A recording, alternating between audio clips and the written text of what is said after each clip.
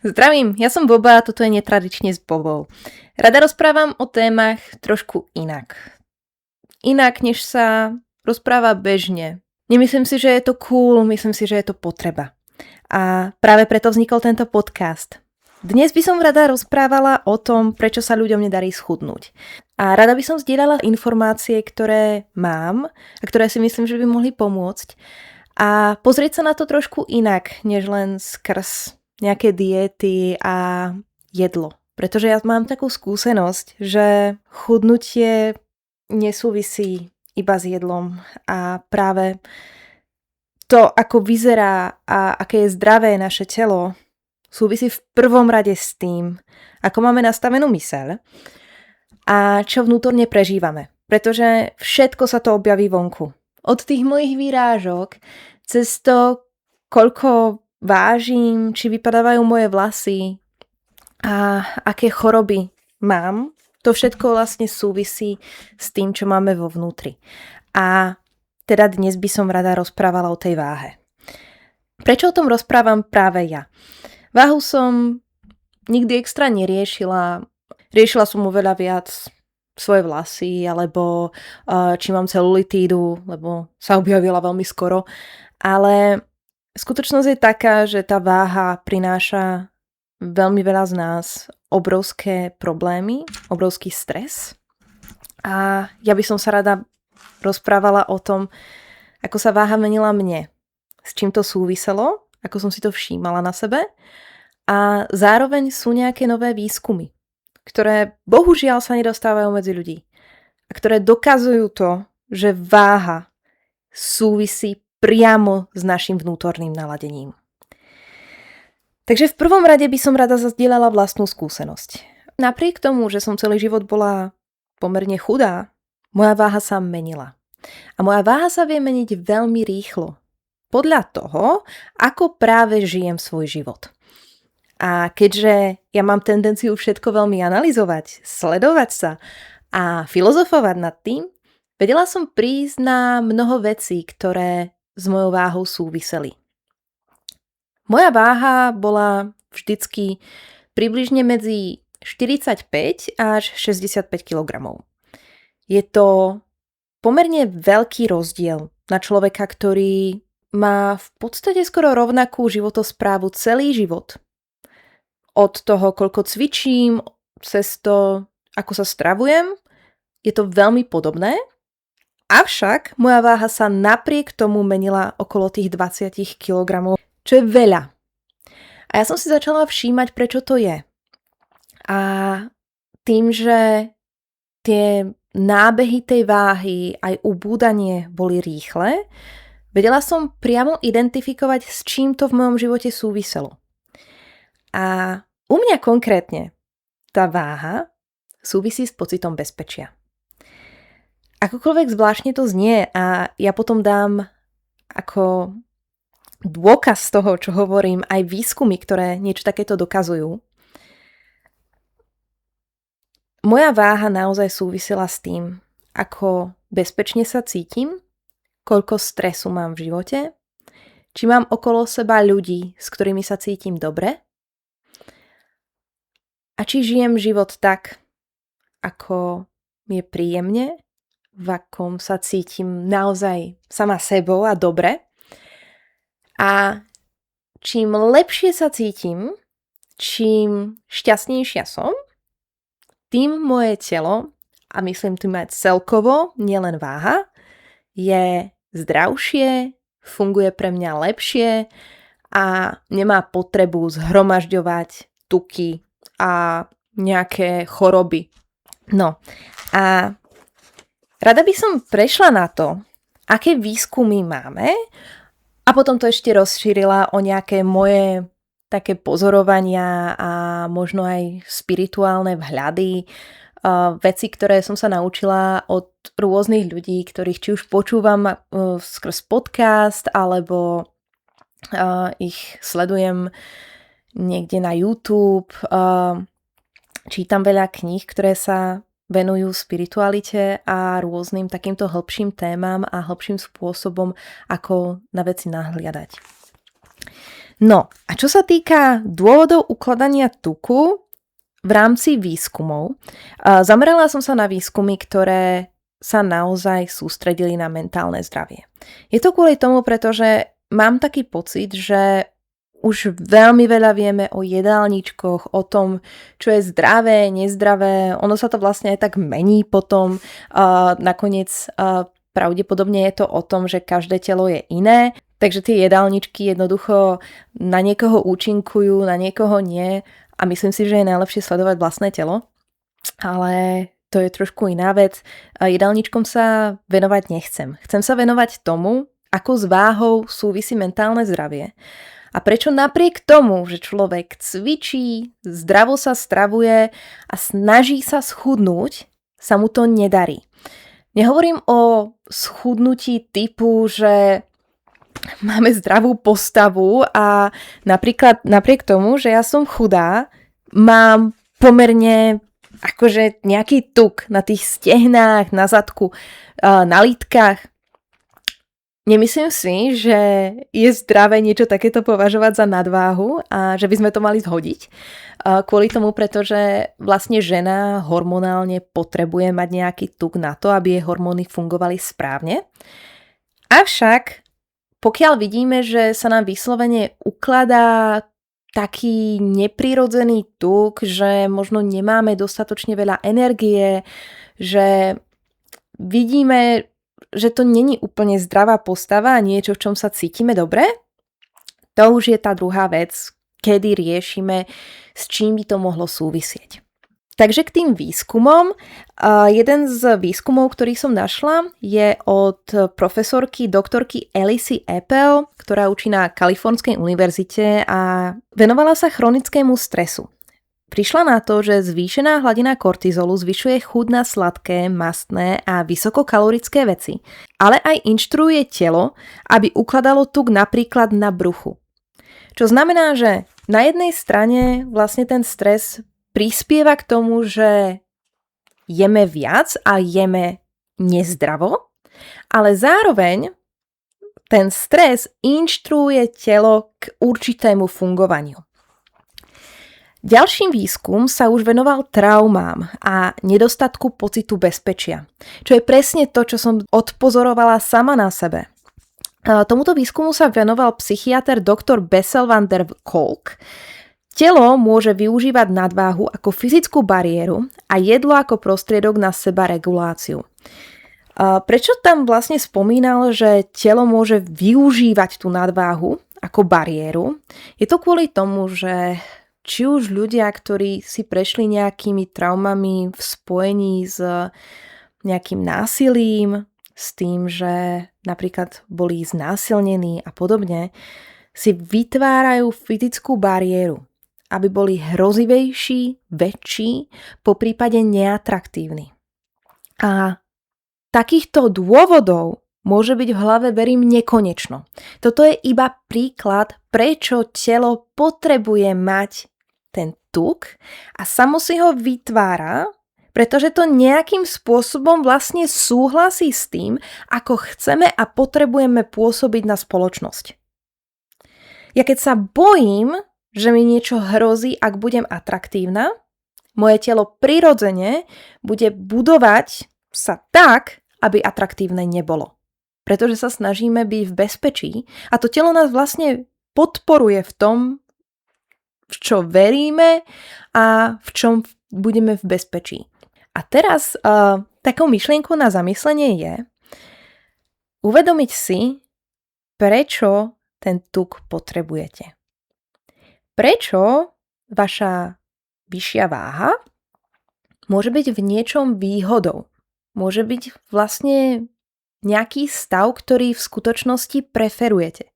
Ja nevravím, že celá vaša osobnosť to preferuje. Ale časť tam bude. A práve nájsť tú časť osobnosti, identifikovať ju a riešiť túto časť osobnosti môže byť oveľa efektívnejšie než akékoľvek diety. A to nie je niečo, čo si vymýšľam. To je podložené výskumom a všetky tieto výskumy budú pod videom. Takže si ich môžete lepšie pozrieť. Ďalší výskum, ktorý potvrdzuje a rozširuje tieto myšlienky, je od doktora Gábora Maté. To je moja srdcovka, úžasný človek, ak ho ešte nepoznáte a radi by ste si vyriešili nejaké traumy, extrémne odporúčam. Nájdete veľa jeho videí na YouTube, má veľa kníh. Ach, bože. Úžasný človek. Každopádne, Gábor Maté zistil, že zajedanie uvoľňuje endorfíny a dopamín, ktoré sa uvoľňujú pri pocite bezpečia a lásky. Čo absolútne priamo súvisí s tým, že pokiaľ sa necítime bezpečne a pokiaľ nemáme v živote tú lásku, snažíme sa tie hormóny získať inak a jeden z týchto spôsobov je aj jedlo. To znamená neriešiť to, že nemôžem ten koláčik, riešiť, prečo ten koláčik vlastne tak veľmi potrebujem. Pretože je veľký rozdiel riešiť dôsledok a riešiť príčinu. Pokiaľ riešim iba dôsledky, pokiaľ riešim iba to, že by som nemala jesť sladké, že by som nemala jesť mastné, nerieši to príčinu, prečo potom mastnom a sladkom vlastne túžim. A on hovorí o tom, že po čom vlastne túžime, na čo máme chuť, priamo súvisí s tým, aké hormóny a aký pocit vlastne vyhľadávame. Ďalším výskumom je výskum od Marka Davida, zakladateľa Inštitútu pre psychológiu jedenia, ktorý priniesol koncept, že nastavenie mysle počas jedenia ovplyvňuje samotné trávenie. A toto je až že vtip, ale je to neskutočné, že stres, úzkosť, či dokonca pocit viny z jedenia spomaľuje metabolizmus a energiu z jedla ukladá do zásob. Výsledkom je, že moje výčitky z toho, že jem koláčik, môžu mať väčší efekt na naberanie mojej hmotnosti, než ten koláčik sám. A to je absolútna halus, keď sa nad tým zamyslíte, pretože naozaj je to o tom, že to, aký stres máte okolo toho koláčika, je vlastne horšie než ten koláčik. Keď si vezmete, koľko ľudí počíta kalórie, koľko sa cítime zle z toho, že sme si dali niečo sladké na oslave a pritom vlastne táto úzkosť a tieto zlé pocity sú oveľa horšie na naše zdravie, na to, ako vyzeráme a sú rôzne ďalšie výskumy, ktoré sa sústreďujú napríklad na tvorbu inzulínu a dokazujú to, že pokiaľ máme v živote stres, nastáva problém buniek reagovať na inzulín, čo speje k vyššej produkcii inzulínu a inzulín je jeden z hlavných hormónov, ktoré prispievajú k ukladaniu tuku. Ďalej úzkosť a depresia vedú k zápalom v tele a usádzaniu kalórií.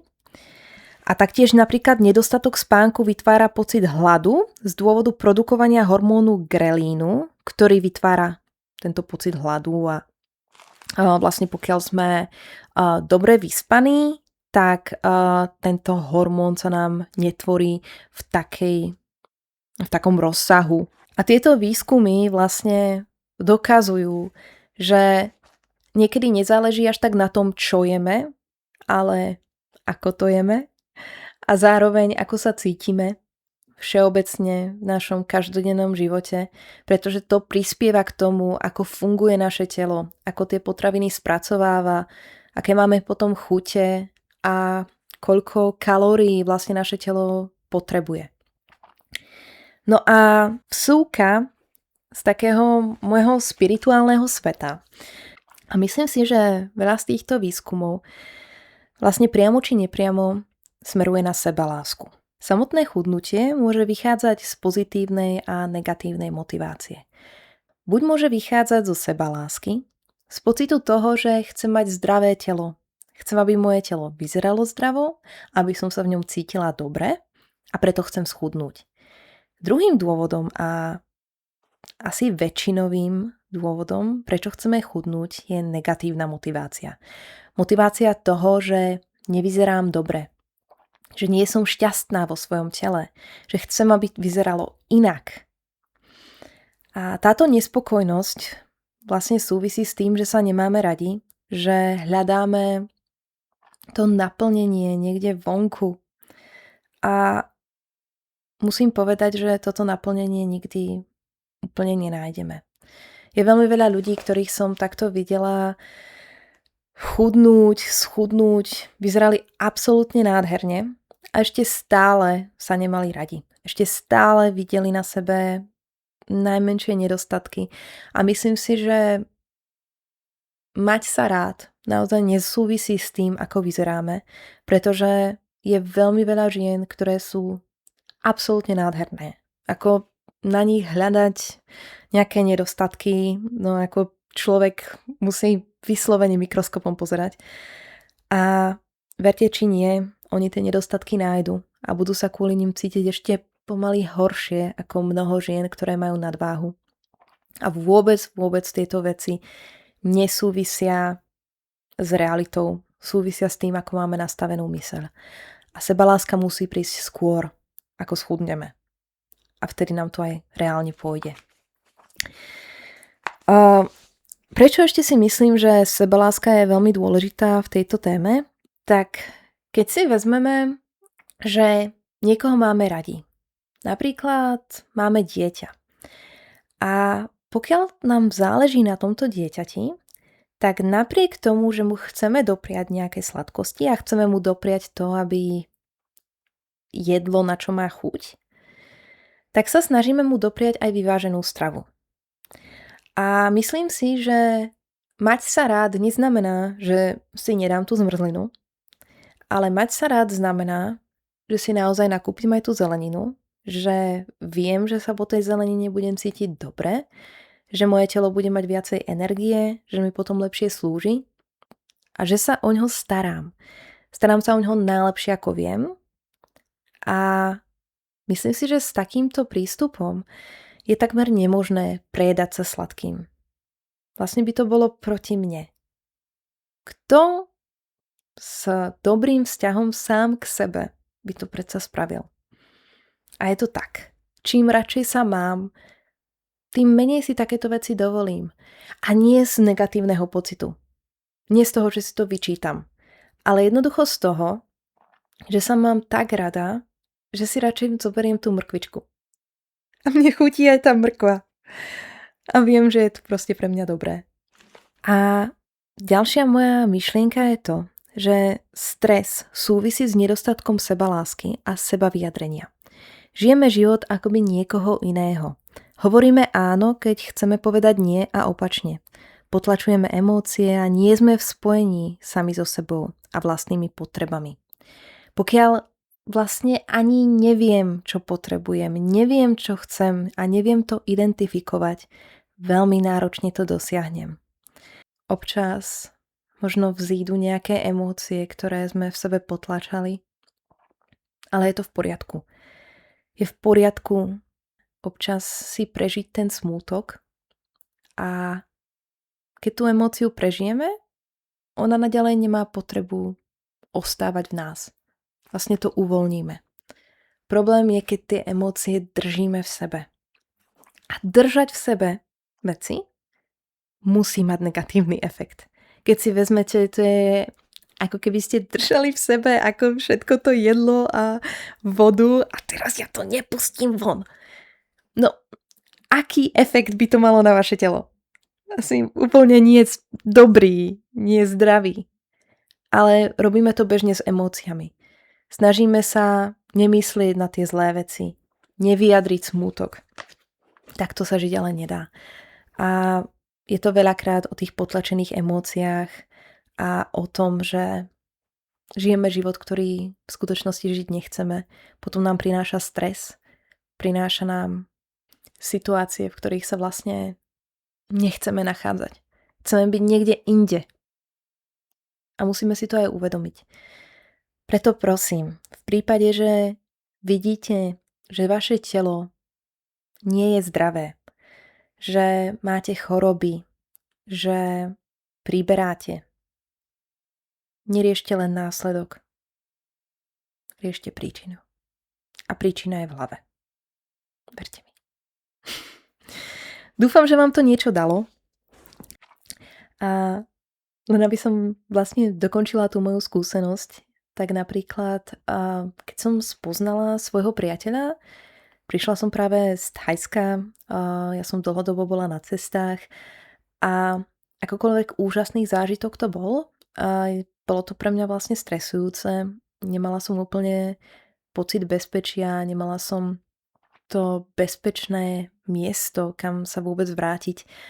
A keď som prišla do Bratislavy a spoznala som Daniela, môjho priateľa, tak v tej chvíli som mala niečo cez 62 kg a v priebehu asi pol roka som zhodila 10 kg. Teraz mám okolo 50 a bez ohľadu na to, čo jem, a verte mi, môj priateľ je zmrzlinár.